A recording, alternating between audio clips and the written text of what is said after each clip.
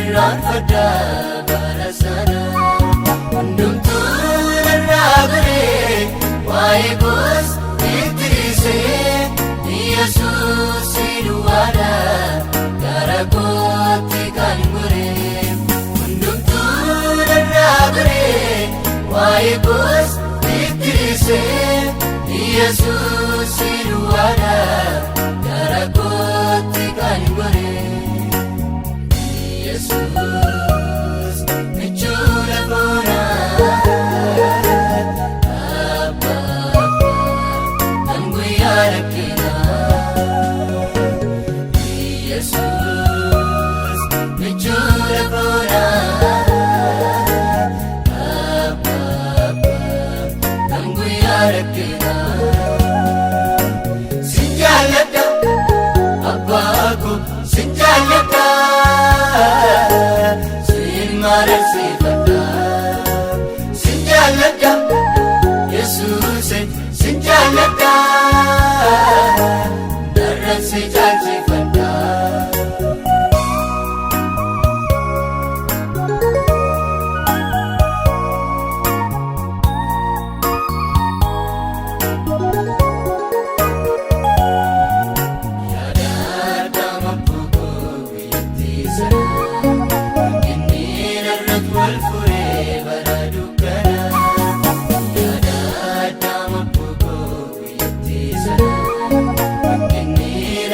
Walfuree bara dukkana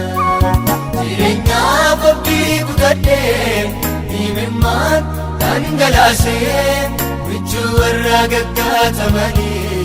laftee naaf rageessam Yesuusee jireenyaaf abdii kutadhee himimmaan dhangalaasee michuu warra gaggaatamanii laftee naaf rageessam Yesuusee Yesuus michuudha boonaa Abba kan guyyaa rakkinaa Yesuus michuudha boonaa Abba kan guyyaa rakkinaa sin jaalladha Abbaa koo sin jaalladha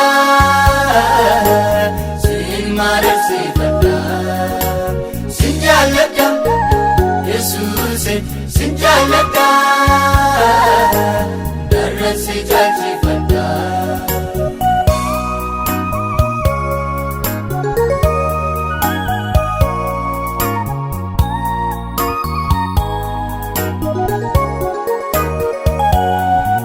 garaan ofiisi anfadha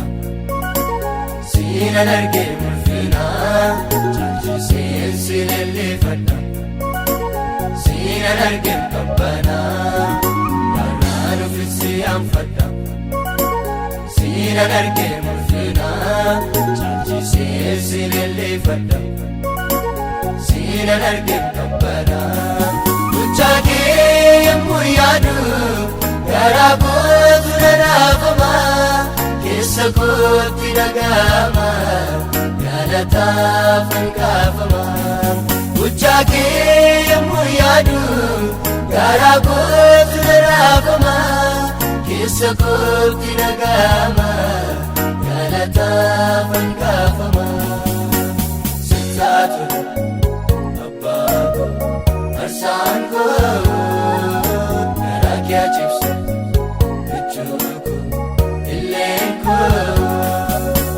Sittaatu Abbaa koo arsaan koo garaa kee cibse michuudha illeen koo ililleen nageessisa maqaa kee falweeddisa halkaniif guyyaan jedhu gochaa kee hundaatti allabsa ililleen nageessisa maqaa kee falweeddisa halkaniif guyyaan jedhu gochaa kee hundatti allabsa